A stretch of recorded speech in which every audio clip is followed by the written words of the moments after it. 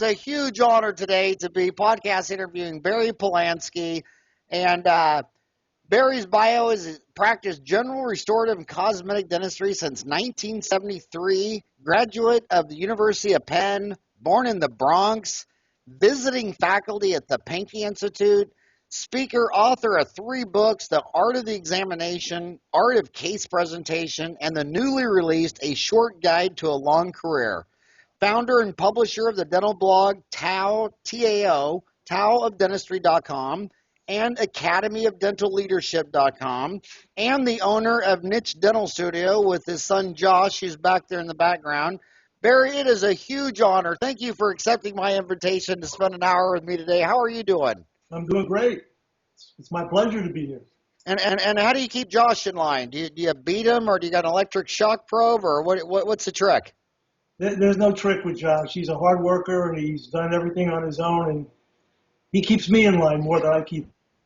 So, Josh, so he started his own dental lab or niche dental studio? Yep.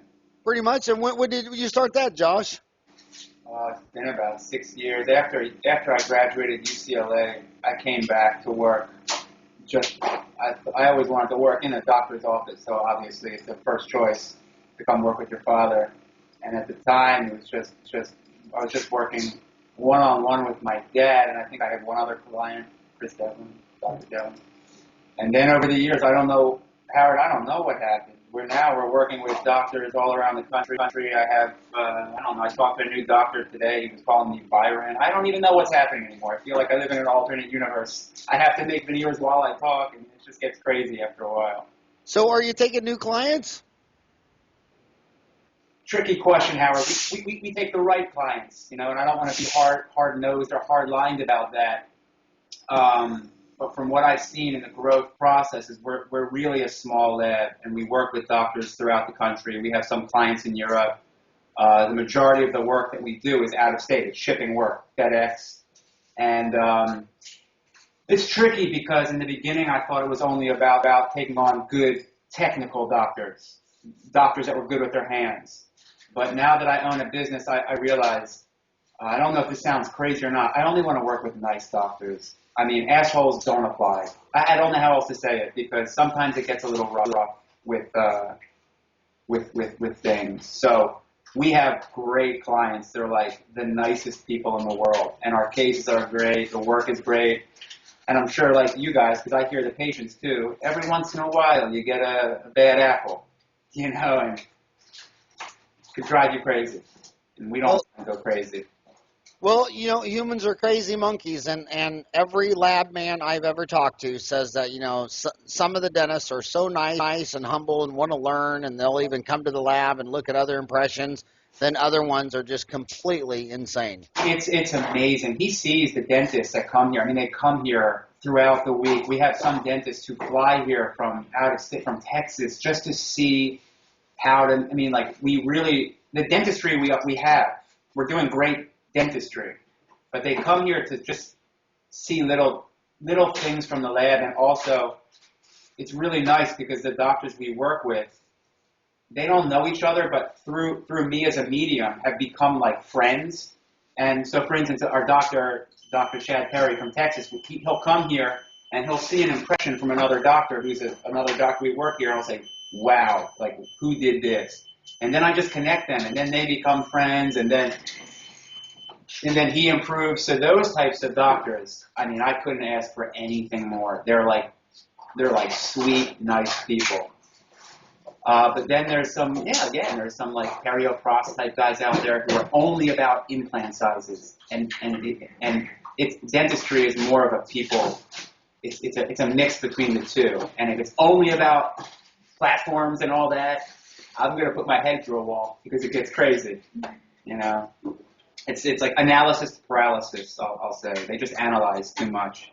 I also want to make a prediction on the lab business. I mean, humans always think linear. I mean, I remember when the stock market was going up from 93 to 2000, and you could buy any stock and it would go up, and people thought it'd last forever, then it crashed. Same with real estate prices. And when we got out of school, there were 15,000 labs, and now there's only half that many, and everyone thinks it's all going to be done by a CAD CAM a droid or whatever. And I think you're starting to see a shift back to labs because people realize they don't want to be a lab man. I mean, they bought a CAD cam and now they're a lab man, and they want to. I mean, doing multiple units, milling them out chair side, is how efficient is that as opposed to taking impression and sending it to someone like Josh, where they can take the time to do it. Do you agree with that, Barry, or what are your thoughts? So you're saying the future, that this is the way the future is going to go. It's going to go. We're going to be back to the future. Is that what you're saying? Well, I think right now people are linearly looking at the math at how much CAD CAM is taking over the market, and they're just plotting that out to that the labs will just be gone one day. I mean, because mathematically the line you're on, they'll completely gone. But I say that it'll reach a plateau, and it'll start swinging back the other way. I know so many people who bought a CAD CAM machine, including myself, and they were doing all their crowns CAD CAM, and then after they did that for 5 or 10 years, they realized, you know what, it'd just be a hell of a lot easier to take an impression and send this one to the lab. And maybe I'll do this one in-house because she needs it in 2 days, but this, man, I'm just going to take an impression and send it to the lab. It's just so much faster and more efficient. Sure. Well, I saw an ad the other day from a dentist who promotes one of the CAD CAM, the more popular CAD CAM units. And what he was saying was that 80% of all dental insurance is now PPO. And in the future, he claims that 90% of all insurance will be PPO. So let me just state that I am an insurance-free practice. And so his logic was that if you're going to do work with a PPO, therefore you're going to need to produce a faster, more efficient crown at a lower cost. Well, that knocks out the laboratory right there. So he's promoting CAD CAM in his practice. Well, I'm an older dentist. I'm old school, so I'm not switching. So when you talk about the future, Howard, I'm not going to be here in the future. Okay. However, for the younger dentist, the question becomes, where is it going? And not only the lab business, but the dental business. Where is the whole industry going? And if the whole industry doesn't, this is my feeling, if the whole industry doesn't figure out that we're not in the tooth business, we're in the people business, then I don't know where it's going to go. Because as long as we believe this is the tooth business, and this is all about technology, then I can't predict that future. This isn't even about feeling, how a dentist feels, because I wish that dentists would feel more. I don't really believe dentists feel too much. I think they just go with the flow. Somewhere along the line, they're told what to do. They're told what to do by insurance companies. They're told what to do by politicians. They're told what to do by patients. They just do things. But I mean, I think that within the dental schools, we need a bigger voice about how to run our work lives. And I use work lives as the example rather than to do our dentistry, because there is no industry that's not susceptible to what's happening in our industry. It's happening in law. It's happening in medicine. We're being told how to work. And as long as that happens, then we don't own the game anymore. So, and I'm old school, so I don't have a CAD CAM yet. Yeah, we do. Well, he has a CAD CAM. He has a lab CAD CAM, but I don't have a chairside CAD CAM. So I could talk to you for 40 days and 40 nights. Start with visiting faculty at the Pink Institute. There's a lot of I've spent 5 weeks at the Pink Institute over the last couple decades. You're talking to a lot of kids. Most of the kids that are fans of the show are probably under 30. What is the Pink Institute? What would you tell some kid who just walked out of A.T. Still University Dental School in Mesa? And what is the Pink Institute? Why are you a faculty at Pink Institute? Well, I started at the Pankey Institute in the late 80s. And the Pankey Institute at that time was a different place. It was filled with people like me, old school. Dr. Pankey himself, he was very famous for saying, you probably heard it, I never saw a tooth walk into my office. So, that kind of expresses metaphorically that this is a people industry, and it's about getting to know the patient.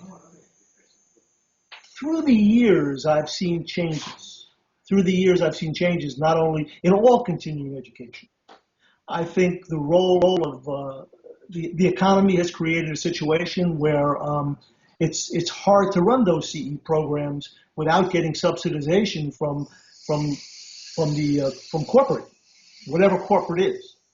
And because of that, we bring in products. You know, there was one time when Chris Sager was running the Pankey Institute where they didn't accept any outside funds.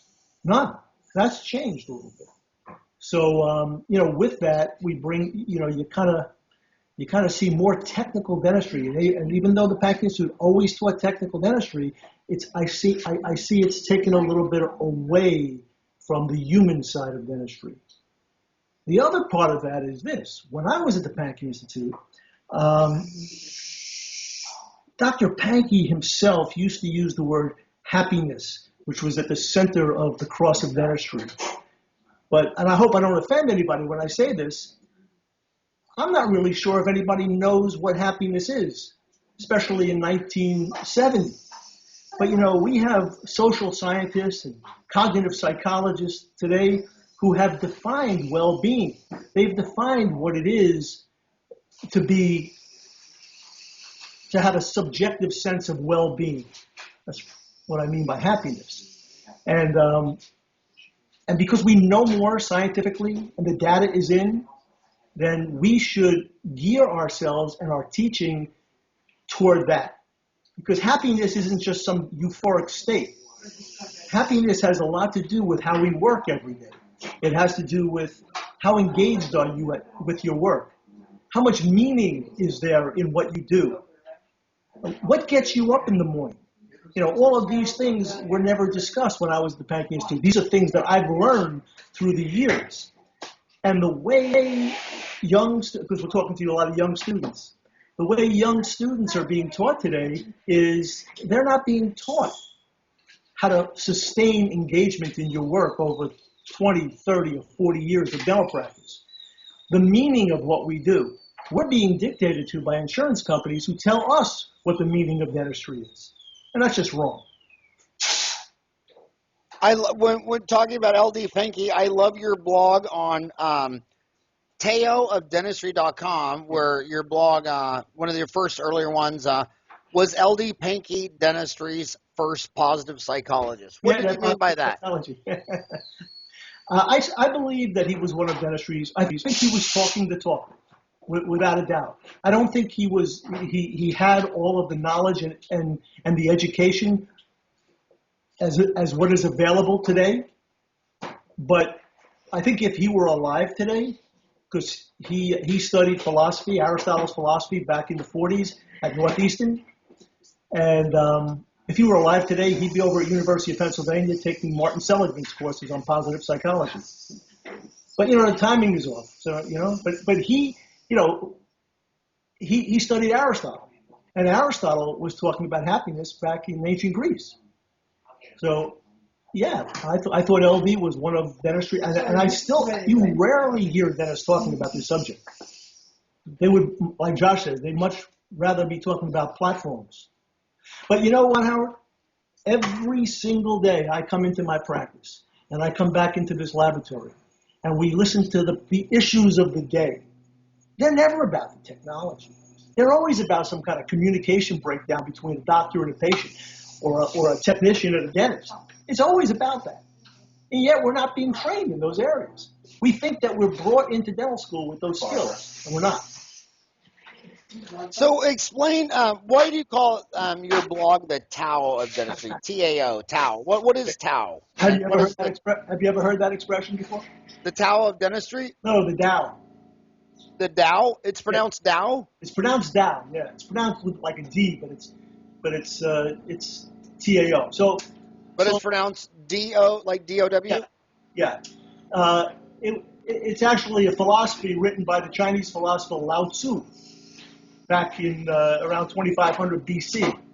And basically what it meant was the way, the path, you see? And that was his philosophy. So one day, I was sitting at a lecture at the Institute, And we would talk. You've been through the institute, right? Yes, I have. And we were talking about the line. You know about the line, above the line and below the line. And so I heard Irwin mention. Erwin Becker. Yeah, I heard Irwin say, well, above the line are patients with a trust and appreciation, and they take responsibility for their own problems. So I looked at those and I said, well, look at that. T, trust, appreciation. A, ownership. They take ownership. That's the Tao. So trust, appreciation, and ownership. And so I made that kind of like a motto of my own practice. And I began to identify patients according to the Tao. And I realized that I had to work toward building trust, gaining a level of appreciation for the kind of work we were doing, and making sure that my patients take ownership of their problems. And I knew if I had that type of patient in front of me, that it was okay to present any kind of dentistry that I needed to do. And if I didn't have those things in place, then I kind of backed off and gave it a little bit more time. Because if there's no trust, there's no acceptance. If there's no appreciation, what did LD used to say? You should know. Pearls before swine. And ownership, well, you have got to be, and that's another leadership issue, you've got to be the model of ownership. In other words, if in your practice as a dentist, you're not taking responsibility for the problems that are around you, don't expect other people to take responsibility either. Kouzes and Posner, the leadership gurus, James Kouzes and Barry Posner, who write a lot about leadership, their first tenet is model the way. Model the way. Be the role model for what you're trying to achieve. I want you to, if you don't mind, I want you to talk about your 3 books. I mean, you have to have a lot of passion and intensity. I mean, I've written books, and they're... I saw. By the way, congratulations. Your book is in Barnes & Nobles. Yes. Awesome. Oh, thank you. That's Thank you. Great. And I writing a book's like having a baby. I mean, and it takes a lot longer. So will you go through your 3 books? How many words, Howard? How many words was my book? Yeah. You know, I don't even know. You don't know? No, I don't. I should know. It's on a Word document. I'll tell you why in a second. Okay, tell me why. Because my first book was self-published. So your first book was Art of Examination. What year did you come out with that? Is it available on Amazon or BarnesandNoble.com? Tell us about that book. Okay, that book is that's probably one of my better. Yeah, it's my best book to date. It's based on the examination process. Now that word process is the key thing, because the examination is part of a whole process from beginning to end. And it's a philosophical book, but yet it describes exactly what we bring the patient through even before they call your office, right to the case acceptance and doing the case. And I think the most important thing for people to understand is that what we do every day is a process. And so that was the first book. That book sold over 5,000 copies. And it was promoted by Dr. Dawson, and it was promoted by the Pankey Institute. And the book is out of print right now, but it's still available on Amazon, on Kindle. Or it's also available on my blog, TaoofDentistry.com. The whole book? The whole book. Hey, our goal for 2016 at Dental Town is, we came out with the app and like 40,000 dentists around the world downloaded. And this year, the app is going to, we made our online C course available on the phone app now. But we're going to add, bye, Josh. I'll see you, man. Look, I'm still the delivery guy, too. Right on, buddy. We're going to add the classified ads and the new audiobook section. So so your book, it'll be available on like Kindle or Sound. If you ever want to talk into a recorder and get a digital file of this book, we can put that on Dental Town, and you can put up there for free, or you can actually sell on Dentaltown. But with 40,000 dentists in 135 countries, it'd be a great distribution of your message. I definitely would want to do that. And I can tell you something about the difference between old guys like us and the young kids. We read books. I still, in fact, I could I like a book.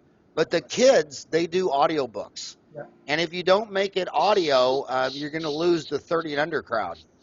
No, I hear you. I hear you. Well, let me get to my second book, The Art of Case Presentation. Now, that is available both in hard copy and in digital on Amazon and Kindle, also on the Tao of Dentistry. And that book was basically the extension of The Art of the Examination, and it explains communication and cases. Very helpful, very helpful.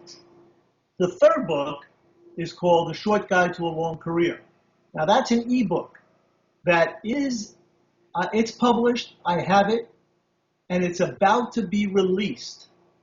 It's about to be released, and it's for free distribution, because that's how important I think it is, because I think it's really important for young dentists to be able to sustain their level of practice over a long period of time. I think that's a big problem with young dentists today. I think dentist burnout has always been a big issue, even when I was practicing full time. I think it's much worse today. I think it's much more difficult. Now, how do you feel about the future of dentistry? Are you optimistic about the future of dentistry, or are you pessimistic about the future of dentistry? Well, I think the mouth has consistently been about 5% of the healthcare budget. It's a huge, massive body part. It's not going anywhere, and I see about half of Americans will buy that treatment based on price, PPO, what have you, and the other half want a relationship with someone that they trust and respect. And I think there will always be an upper half of the market who values a particular product or service, and a lower half of the market. I mean, I don't care if something as crazy as vodka. I mean, some people just want the cheap Smirnoff, and other people want Chopin for, a gazillion dollar, whatever. So yeah, I don't think dentistry is going anywhere as long as there's a mouth, a body part. Yeah, there'll always be a market, and I think that my thing is, I'm optimistic from that point of view, just like you are. I have a little pessimism unless we as a community start focusing more on the health of the dentist. And because if we don't do that, and I'm talking about the psychological health of the dentist. And so that's what this book, Short Guide to a Long Career, kind of deals with. It deals with, basically how to sustain yourself over a long period of time and be happy at work. And so that's what that book is about. And it's free. And when it's already released, or it's about to be released? It's about to be released. If my people at my website, if you're listening here, guys, get it up there. That's the main thing. Which website? Tao of Dentistry.com? Yes, and then it's gonna push it over to my new website, which is called the Academy of Dental Leadership.com. Now, the Academy of Dental Leadership.com is kind of like my dream. It is an online site for people who are serious about bringing leadership and communication skills to dentistry. And I know that's not every dentist. I know there are some dentists who want to get up and they want to pick up their handpiece and go to work, get their check, and leave. But I think at some point when you understand that a lot of this is about the human side of dentistry, so it's trying to bring that component together. That's what that website is about. Let me tell you about the book I'm working on right now, because I work on this one every single day. And if you've written a book, you know what I mean by working on it every single day. And so, I signed a contract with a publisher, Wiley, as a matter of fact. Wiley, good one. Yeah, and it's where are they out of? They have offices all over. They're in New York and they're in San Diego, but their major office is in New York. Is that their headquarters? Yes. And what % of their business is dental? It's significant. It's significant. Medical and dental, they have a significant dental division. Do you know the CEO there? Or the head of the dental division? Yeah, she just emailed me. Yeah. See, reply back and tell her to meet Howard at dentaltown.com. I've always wanted to meet the director there. Yeah, she just emailed me. I'll send her an email. Yeah. But anyway, That's interesting how that happened. How that happened. I was sent a review of a book by a friend of mine. Three authors wrote a book on pros and the neutral zone in dentistry. And what was interesting is when I read the original book on the neutral zone in dentistry back in the 70s by Victor Boresky from Temple University. And so when I heard that they were reinventing the neutral zone, I said, yeah, someone needs to write about that. And I really liked the book, so I reviewed it. And then as an aside, I said, are you people interested in a book on leadership and communication in dentistry? And they said yes. And what they said was that they had offers from people in the leadership industry and in the communication industry to write a book for dentists, but they always turned them down because they felt that a dentist needed to write that book. So they chose me. I felt honored to do that. And that's what I'm doing right now.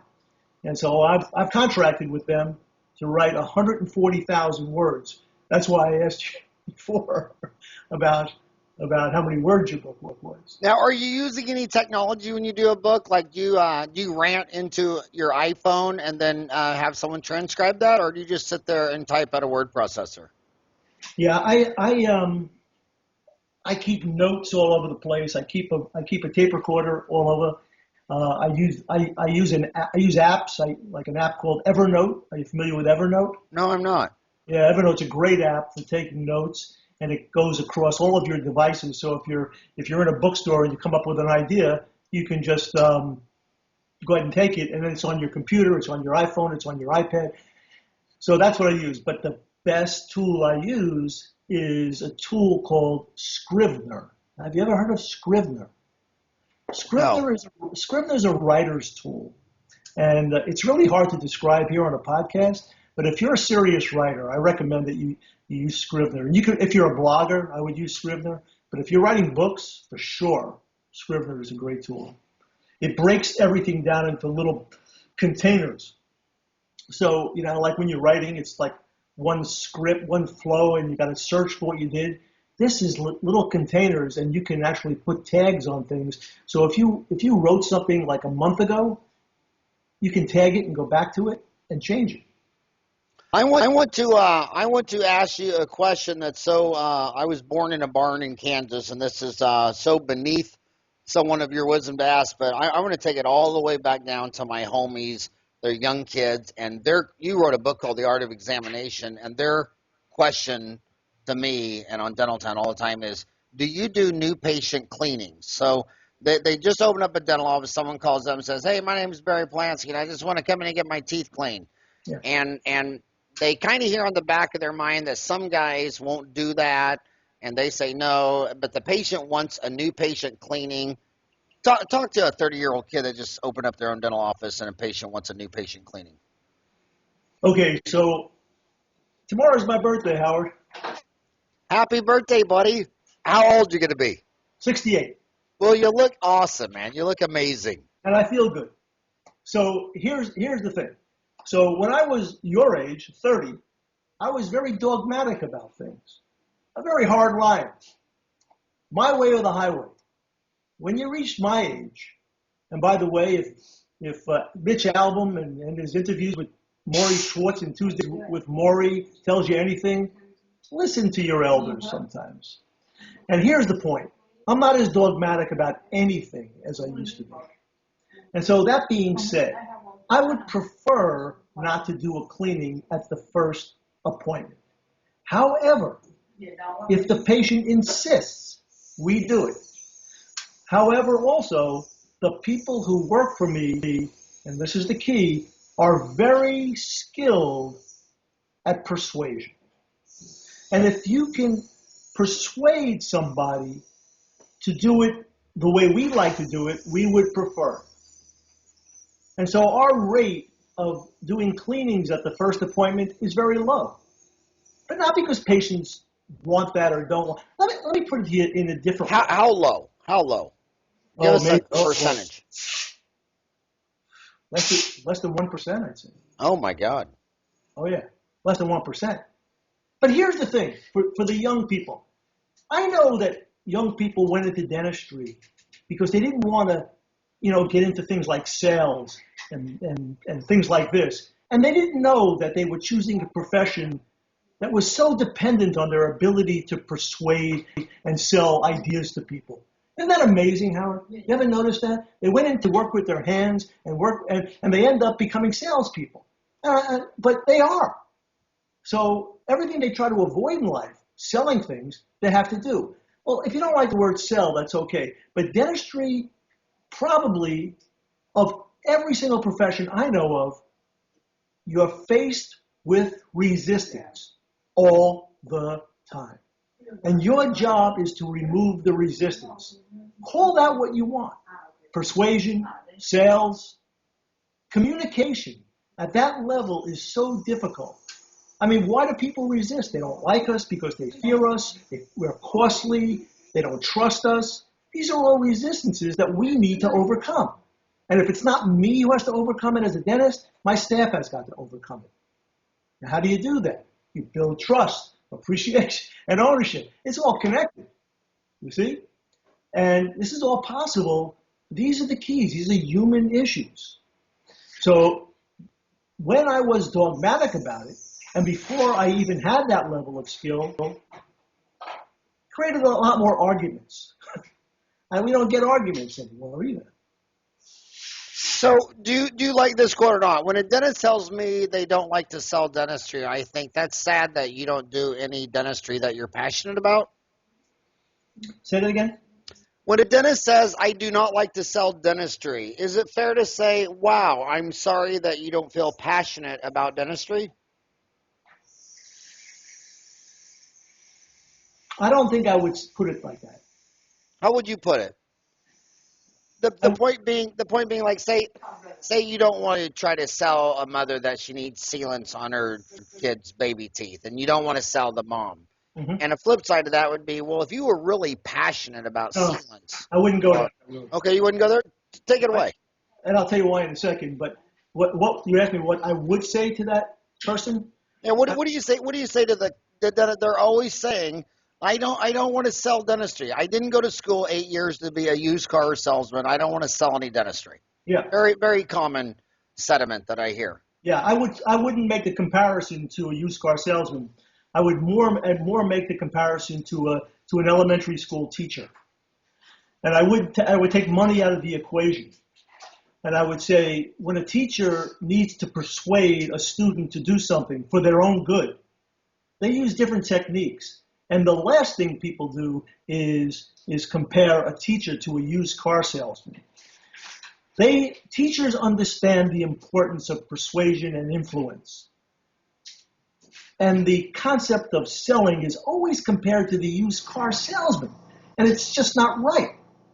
Sales is a much more noble activity because you're selling ideas. It's not always about money. And I think that used car salesmen gave sales a bad name. But yet we fall back on that. But going back to what you had asked about passion, that's a sensitive term for me. Because I'm speaking to 100 dental students at University of Pennsylvania Saturday morning. And one of the questions I ask is, how many of you here are passionate about dentistry? And I look for the show of hands. How many of you think would raise their hands? Dental students. Are you passionate about dentistry? All of them? All of them. It has to be all of them. Why? Because even if they're not going to raise their hand. They got too much sunk cost involved. They got 8 years and a ton of money, and your father's is going to say, what do you mean you're not passionate? So every hand in that audience is going to go up. But my next statement is that if you don't get this right over the next 5 years, that passion, that burning desire, those flames are going to turn into a dying ember. So passion's a funny thing, Howard. I have a term that I use. I say passion is the byproduct of mastery. And if you don't take on the responsibility to master your profession, you can forget about passion. It's not going to be part of your profession. I could talk about that for a long time. Well, you and I have a lot in common. You're writing this book, and it's going to be free, right?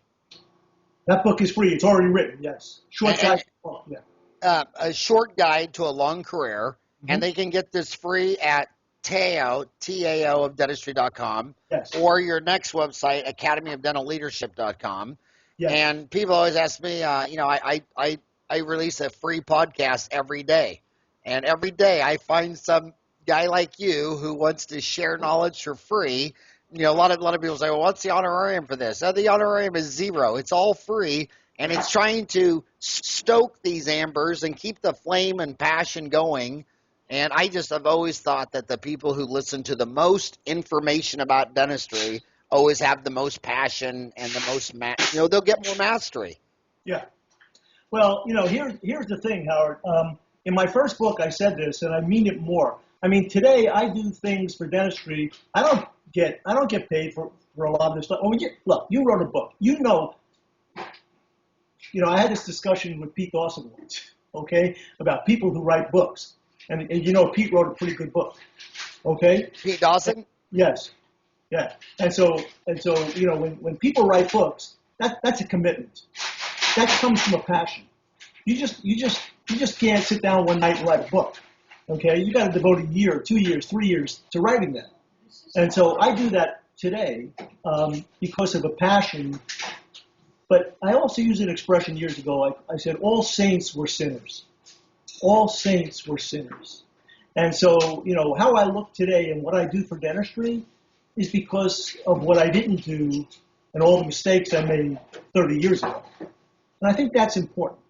I think it's important to make a lot of mistakes, but at least know you're making them. Feel the pain, because that's who can really help dentistry. And I think that's one of the reasons older dentists are better than the younger kids, because we did a lot of dentistry and then got to see what it looked like 10 years later. Mm-hmm. And a lot of these young kids, you think that was a masterpiece. They have no idea what that's going to look like in 10 years or 20 Happens or every 30. Day. Happens every day. I'm still working. I see it every day. I'll never forget. It was about 5 years ago. This patient, I took a PA, and it was this root canal. And I said to my assistant, Jan, who's been with me since day one, 28 years, I said, oh, my God, look at that root canal. Who the hell would do that root canal? And she said, Howard, you did that September of 1987. And I said, no way. And I was looking at that root canal thinking, I did that in 1987? I mean, it was just, it was like, and then to make it worse, the root canal was still there. It worked. Yeah. The worst root canal I ever did in my life, and it worked. I mean, worst looking on a. I just did a 4-unit bridge. Redid a 4-unit bridge this morning. It's about 20 years old, and the patient says to me, she says, "Are your eyes any better now than they were back then?" I said, "What do you mean?" He said, "Well, you put these 2 white globs in my mouth back then." I said, "No, my eyes aren't any better, but I got Josh here. He'll come in and take a shave for you." Well, that's even another thing. I mean, we sit there and did all this crazy stuff to get this perfect match, and then watch the stain wear away the next 5 years, and you found out that an acidic Diet Coke had more to do with washing all that stain away than your shade guide. Exactly. I mean, it'd been better to have a crown that didn't match and the patient didn't do acid every day. But I will tell you one thing. Having Josh here and having the laboratory here is an amazing advantage. I mean, the materials that we have today. You talk about being optimistic about the future of dentistry. I mean, the materials and the technology in the laboratory is so much better than it was 10, 15, 20 years ago. I mean, the things that they do in this lab are just amazing to me. I mean, the quality of the work. I mean these, I don't have to show you these, these wax ups we do. I mean, all this stuff is hanging around our lab. I mean, the amazing, the people who work with Josh, just amazing technicians. He went to UCLA, and I'll plug Ed McLaren for you, because he studied with Ed McLaren for 3 years, and Ed does an amazing job at UCLA. And so, can you score me a podcast with him and Peter Dawson? Well, I don't know about Pete. Do you think he Skypes? I don't know. You got to talk to Joan about that one. Talk to Joan Dawson. Joan Forrest. Oh, Joan Forrest. That's his. Is that his daughter? No, that's Ann. Ann's his daughter. Oh, Ann Dawson's his daughter. Yeah. Joan is. Joan runs the Dawson group. You ever talk to her, email her? I do sometimes, occasionally. Yeah. Would you mind sending her an email and asking Joan if she could get Pete to do it? I can. I mean, I've sent her emails. McLaren, you got a shot with McLaren. You know Ed? No, I don't. Oh, you don't know? Yeah, he might also. I can have Josh send him an email. So what advice would you give the 30-year-old kid who's starting to, they come out of school, they're trying to set up, you want them to preserve their passion, you want them to achieve that by self-mastery.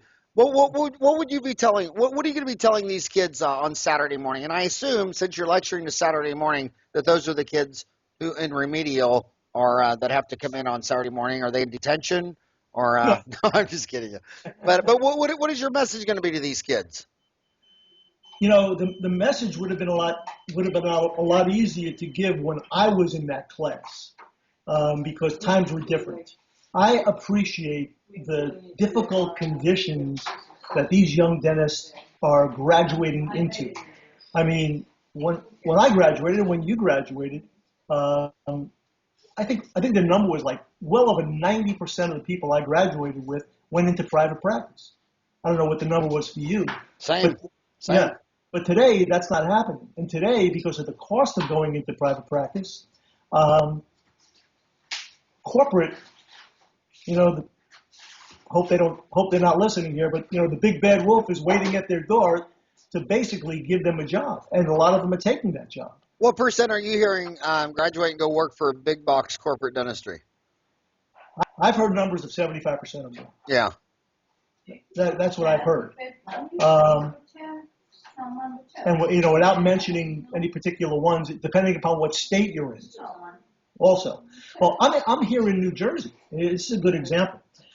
New Jersey, the corporates are not allowed in. New Jersey, North Carolina, and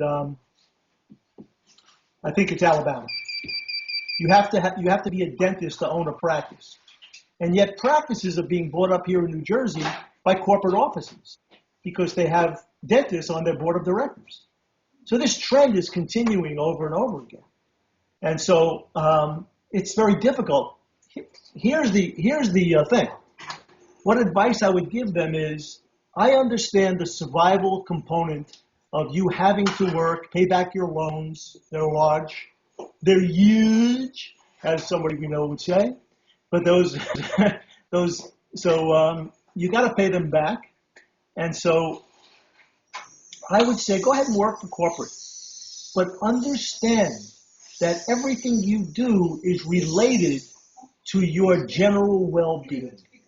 And if you are told to do something that is against your mission, against your values, against who you want to be, who you really are, don't do it. Don't do it at the risk of losing your job. I would do that because that's the first step toward leadership, is to understand who you are and live to that ideal. One of the first questions I ask anybody is, who are you? Who are you? 10 years of doing dentistry in a corporate environment for somebody else, to feed somebody else, you're going to lose sense of who you are, who you started out being. Good words of wisdom. What else do you want to talk about? I want to talk. I love listening to those loud noises. I know some people in the podcast will be thinking, what is that noise back there? But I'm actually looking at you, and it's being in a lab. I can't think of how many thousands of hours I've spent in a dental lab. Yvette. This is Yvette. I'm a big fan. Over here. You are a fan. Yeah. She watches though, but get into your camera. Show.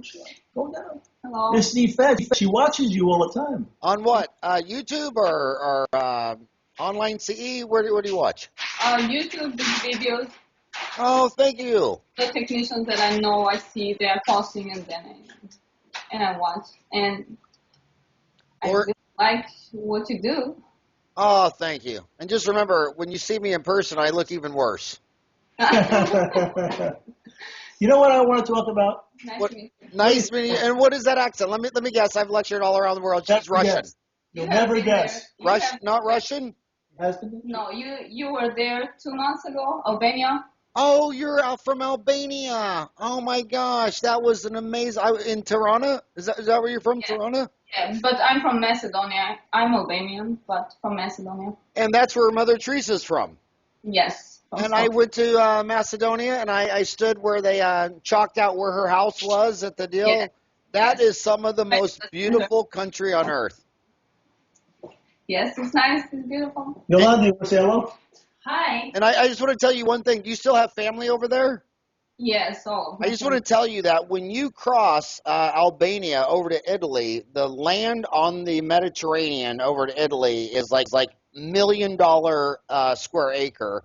And then you cross that sea and you go to Albania, and it is literally almost nothing. I mean, the cost of it is nothing. And I walked along those beaches, and I just want to tell you, you're a young kid. When you're as old as me and Barry, every square acre of Albania touching the Mediterranean is going to be $1 million bill. So if I was you, I would figure out how to buy an acre, any size plot, touching that water, and then everything you do the rest of your life at a job will be nothing. And one day when you're as old as me and Barry, someone's going to say, I will give you $1 million cash for that. Okay, I'll try. It's Beautiful. We have beautiful sea, and it's a beautiful place. And would you agree that that land is very low cost? It is. And I see that the prices are going higher every day now. So Yeah, it's time to buy. Just remember, the other side of that is Italy. Just go look at what they built on the other side of that ocean, and then come back and realize it's going to look just like that in 20, 30 years. Yeah. I hope so. So Yvette is a A-plus technician, ceramist, unbelievable work. Everything fits perfectly. Amazing. And so you could send your work to Yvette. How do you spell Yvette? I-F-F-E-T. IFFET, and her website is nichedentalstudio.com. Correct. Well, good luck, and thank you for choosing dentistry as your career. Thank you. And here's Yolanda. Nice to meet you. And here's Yolanda. Hello, Yolanda. Hi, how are you? And where are you from? I'm from Spain. Wow, this is You know Spain? Have you ever been to Spain? Oh, absolutely. Yeah, where? Oh, where do they hold the Olympics? Down by the Mediterranean. Barcelona. Barcelona, and then of course Madrid. Yeah. Yeah, that is just gorgeous country. Nice food, nice country, nice people, all nice. Yeah, and it touches Portugal. So when I was 16, the church flew us to Lisbon to go spend a couple weeks in Fatima, and we drove into Spain and went to Lourdes. Yeah. Have you ever been there? I've been in Lisbon, yeah. Yeah, and It's an old city and it's very nice too. And I like Spain the most because I would say when you're on the Mediterranean, the Spaniards are the most laid back, the most relaxed, the most sexy. True. I mean, it is just, oh my God. We are we enjoy life. Let's say it like that. Absolutely, and most tolerant of relaxation and fun and good food and Good food, couple beers, couple wines, olives, all that stuff. Yeah, living anywhere on the Mediterranean is a good life. I don't care where you are around that bathtub. It's all good. Italy is almost same. Greek is all like same culture. It's same. Barcelona dreaming. It's pretty similar. Yeah. Yeah, but you need to tell your friend Yvonne how much land costs on Spain where it touches the Mediterranean, and tell her how much it costs. Because when I was in Albania, I seriously, my mind kept saying to myself, Howard, if you had a brain in your head, you'd sell everything you have in the United States and come here and just buy everything you can in Albania and start developing there, because that is just going to be a gold mine. I mean, it's one of the most virgin parts of the Mediterranean. I can tell you a price for 2-bedroom apartment by the sea, like a very nice new place. You can buy for 50,000 euros. Yeah. 50,000. That's cheap. That's cheap. Yeah, that'll be a $5 million condo in 2 decades. So, Barry, I've got you for 9 more minutes. What did you want to talk about the last 10 minutes? Okay, so, there's something that I think is very important. Yolanda, you should be listening to this now. And that is this. I know that you run triathlons. The importance of staying fit for dentists is probably the one piece of advice, because to stay mentally, physically, and emotionally strong is very difficult. I don't think dentists understand the complexity of their job. I used the word mastery before. And one of the things, I keep on hearing dentists talk about practice management, money management, time management. And I think it's all overrated. I think the one thing to manage more than any of that is attention and energy. I think if you pay attention to your energy levels and your attention, you'll get a lot more than practice management. There are no techniques to manage a practice. You know that, after so many years. But if you come in every day with a positive attitude, with a good outlook, energetic throughout 6, 7, 8 hours a day, I go back to the modeling the way. People then begin to follow you. And so physical fitness, to me, which is very easy. Physical fitness was a lot easier than reading all the books that I've read on positive psychology. It's pretty easy to, after work, to go over to the gym or to do some yoga or to go outside and run. And just do it. Make it a priority, because it pays off in spades. I think at the end of the day, just keeping yourself fit in every way. And the first place to start is physically. And I know you appreciate that. And I see so many dentists who they don't. Well, I think it was Jennifer Sidney George that taught me in the very beginning that, you rocks, sand, water, that when you go into whether it be practice manager or dentistry, start the day with your biggest problem, the biggest case. Don't run out of gas and then at 5 o'clock have to do, the hardest case of the day. And I've always before I go to bed, I've always take out my iPhone and say, okay, what is the most important thing? If you could just get one thing done tomorrow and then work back from the list. But that's why at 5 a.m., like this morning, I went out and the first thing I did is ran 8 miles, because I think to myself, well, when you're 53 years old and you're fat, the biggest problem you have is you're at the end of the line and you're going to die. So I always do the workout first, just because of Jennifer's rock, sand, water. And I figure at 53, my biggest problem is I'm going to die. And so my first thing I do is work out.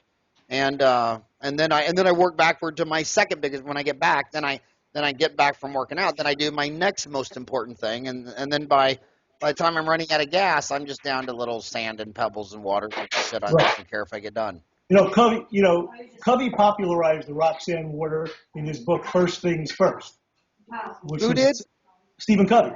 Oh, did Jennifer get that from Stephen Covey? Well, the point was, Covey never invented anything on his own, so I always wondered where Covey got that from. And he got it from Eisenhower. Dwight Eisenhower actually developed that first principle about rock, sand, and water, and his decision-making process.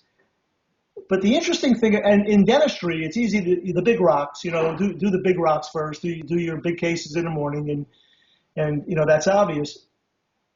Today, the new books on time management are not even talking about time anymore.